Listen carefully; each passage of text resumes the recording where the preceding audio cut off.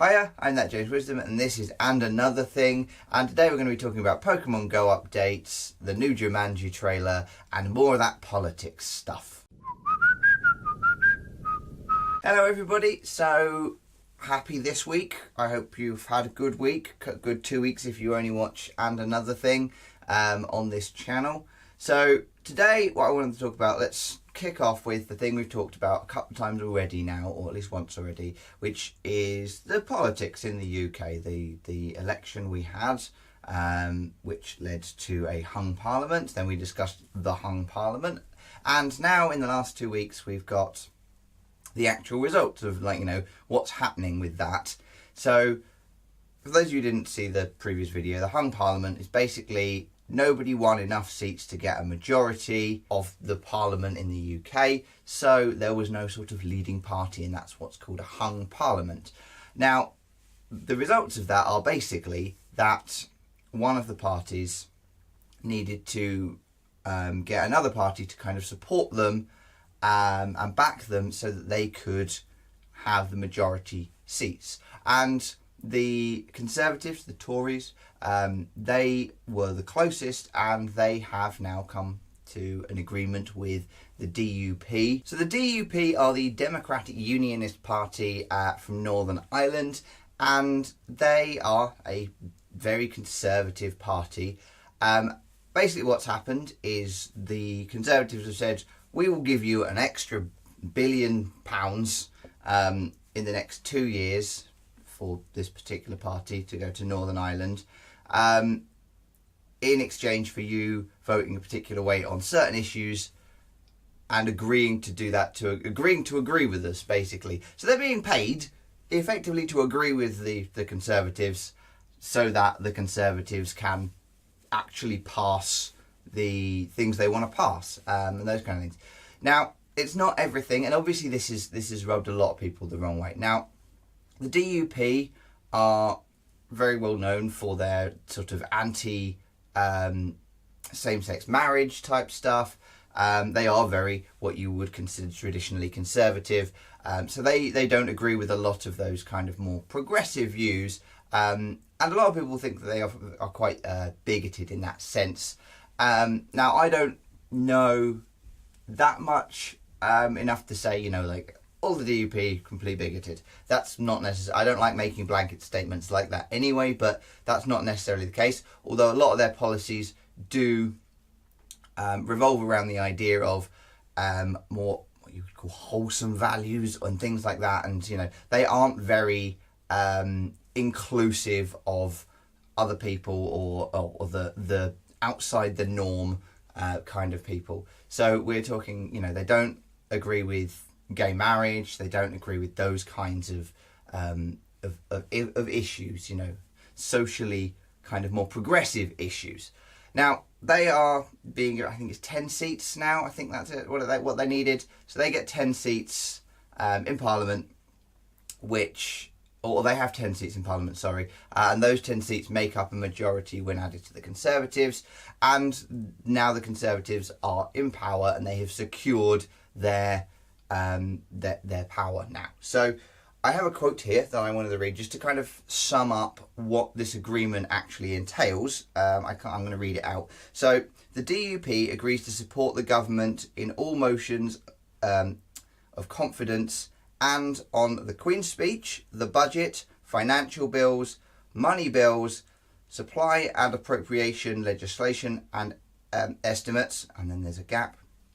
The DUP also agrees to support the government on legislation pertaining to the UK's exit from the EU and legislation pertaining to national security. So those are basically the things that they have agreed to. So it means that the DUP have agreed to support the Conservatives in the Brexit deal.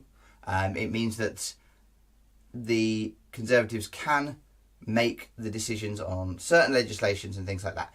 Now, anything else is on a case-by-case basis. So a lot of the things that the Conservatives were saying, we're going to do this, we're going to do that, we're going to do this, we're going to do that, they're not actually going to be able to just do now because the DUP have to agree with them, which makes things a little complicated. But I mean, either way, this was going to end up being a complicated situation for us in this country. But it means that the Conservatives can do the things they want to do in those areas. So Brexit, financial things, and the other ones I mentioned. So yeah, that's what's happened here. That's what's happening. And a lot of people are very upset because basically what's happened is the Conservatives have said, oh, if we give them a bunch of extra money, we can stay in power for the short term. Now, that is a very short term kind of mindset. And it doesn't have the best interests of the country in mind necessarily, although some people are saying that they're absolutely over the moon that the DUP have agreed to this, because at least it means the Conservatives are still in charge, and that we have an actual functioning government now. So there's that, but of course there's also the idea that one of the founding kind of things that the Conservatives were saying against Labour is that there's no magic money tree, and then they're like, oh well, we'll give you £1 billion for you to just agree with us. So where did this £1 billion come from? Where are they taking it out from? Wales and Scotland, they're not very happy about this either. There's also a whole situation with Northern Ireland and the rest of Ireland being kind of, there's an agreement there. There's like a kind of a peace agreement type thing, which is based on the idea that they don't get preferential treatment from the UK government in general on either side. And of course, by the DUP from Northern Ireland getting some treatment, there's things about this legislation and about this agreement that could be kind of strained. So it's quite a strained situation in general across the country, and yeah, across the UK in general. So that's what we're at the moment. My opinion on it, of course, is that it's a bit of a disaster, but you know, it was going to happen one way or another, whether it was the Conservatives or Labour that managed to get this agreement together and be in power. It meant that there were going to be loads and loads of compromises from either party, and that's what we've ended up with. We've ended up with loads of compromises. A lot of what I was reading is talking about the next 2 years. So it may well be that in 2 years' time we get the option for another general election and we go back to you know, the standard 4-year pattern that we're supposed to have, or that the DUP stop supporting Conservatives or they ask for more, and then we've got the whole other thing to deal with then. So for the short term, it looks like we're kind of stabled out and things can go ahead as basically as they were, with another boundary, you know, a Conservative party, a unionist party, you know, being a hurdle to get through for certain legislations. So that's that. I'm going to stop talking about that now. I think, you know, I obviously, based on my previous videos, would have preferred it if Labour had been in, but you know, either way, it was going to be lots of compromise. So we've got what we've got. We have to deal with it now, unfortunately. And yeah, everybody has the right to be upset and should be upset if they find that, you know, these things are very against their belief system or against what they believe in or believe the country should be. Absolutely be upset. The idea of not supporting gay marriage or same-sex marriage is a big deal to me. I don't think that is something that they should allow, you know, for this to impact that kind of thing. And if it does, then I'll be upset by it. But at the moment, we don't know where it's going to go and how much the DUP are going to have a say in a lot of the things that are going on. So we will see. So the next thing I want to talk about is Pokemon Go. I've been trying to talk about things that aren't just politics for a while now. You know, not every week. I don't want to talk about just what's going on in the news. But we've had all these like disasters and political things going on.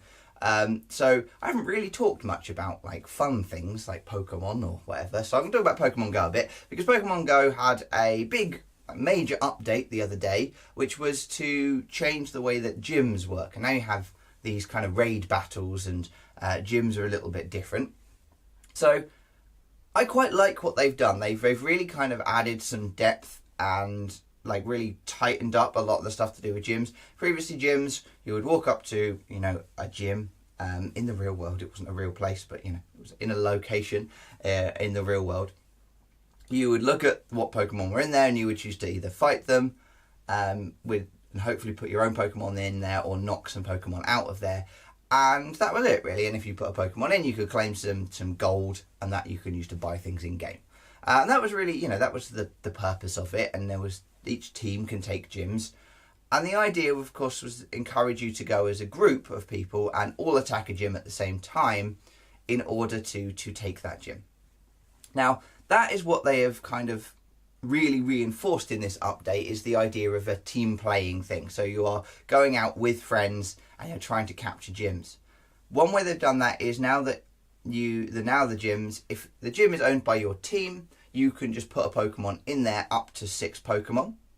So you don't have to level up the gym as you used to. So you used to have to train the gym up to get it from 1 Pokemon to 2 Pokemon. Then you could put a Pokemon in there. Then another member of your team or your group could level it up further. And you would level the gym up to a certain point and put 1 Pokemon in per player until you reached 6. And that was it, maxed out. And then the other team would have to knock those down. Now, the way it works now is as soon as the gym is owned by your team, as soon as it's been taken by your team, you can put 1 Pokemon in there, or you can put 6 Pokemon in there, 1 from each person. And the Pokemon now has like a health bar individually rather than the gym having a health bar. And that works really well, and it's really, really good. It's a really nice way of doing it. It also has made it so you can only have 1 of each type of Pokemon in a gym, which is also really nice, because previously you would basically have Magikarp, Blissey, not Magikarp, sorry, Gyarados, Blissey, and Rhyhorn. Yes, Rhyhorn in there. And they were like the ones you would see all the time, and there wouldn't be much else. So, because those are the ones you could get to the higher levels. Oh, and of course, Dragonite, and more recently, Tyrannonana, whatever it's called, Tyran, a thingy, this one. But yeah, like now they've changed it so you can only have 1 of each, which is really good because it means that there's a more variety of Pokemon in each gym, and it works really well. The other thing they've done is they've added what they call raids. Now, a raid is basically like a raid in an MMO RPG, where you get a group of people together and you go and attack a boss of some description or whatever, and your team then gets a reward for doing that. And raids happen at gyms now, where there's, every so often, there's an egg that'll hatch and a higher level than normal Pokemon will appear, and you go and attack it with your team, with your group. Now, this is great. This is cool, because it's a good way of them adding legendary Pokemon. They haven't done so yet, but I have read that they are going to be adding legendary tier eggs, so legendary Pokemon will start appearing. That makes sense. So that's really cool. The only problem is I can't do a lot of this as someone who doesn't play with friends.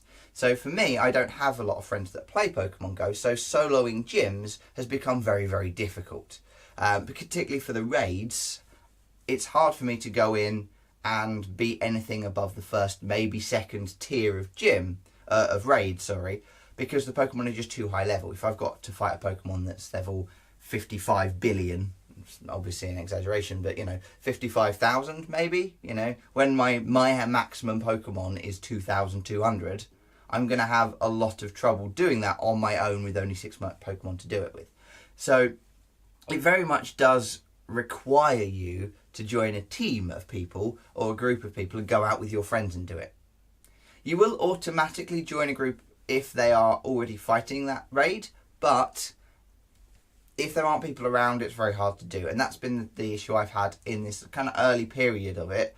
Around where I am, of course, most of the people that are playing it are going to be students, and since it's the university break, there aren't that many around. So that's possibly the reason that there aren't that many people playing it around.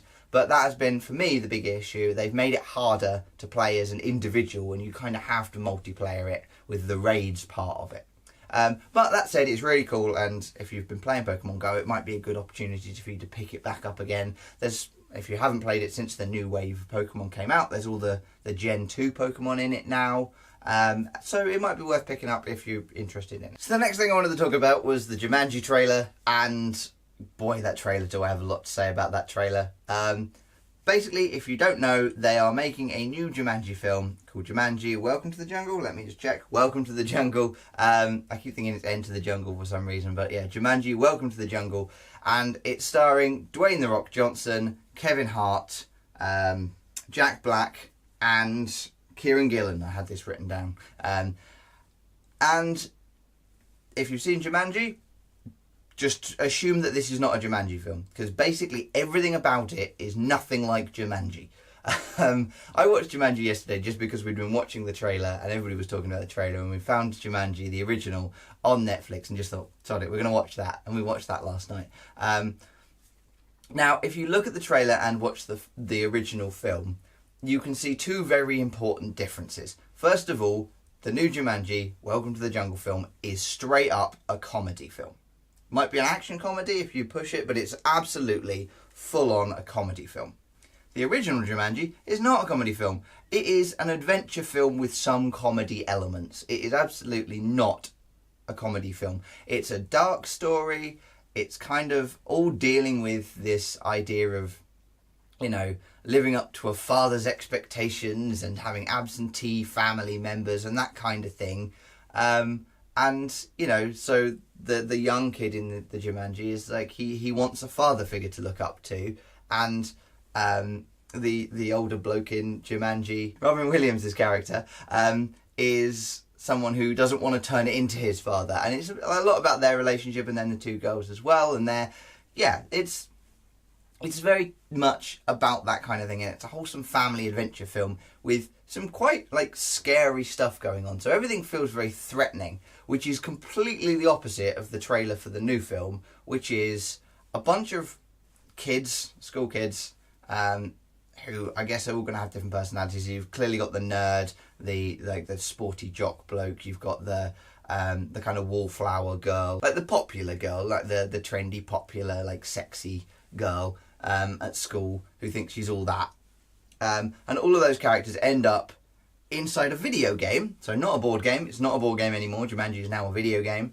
And the game doesn't, and the things from the game don't come out of the game. The characters go into the game instead.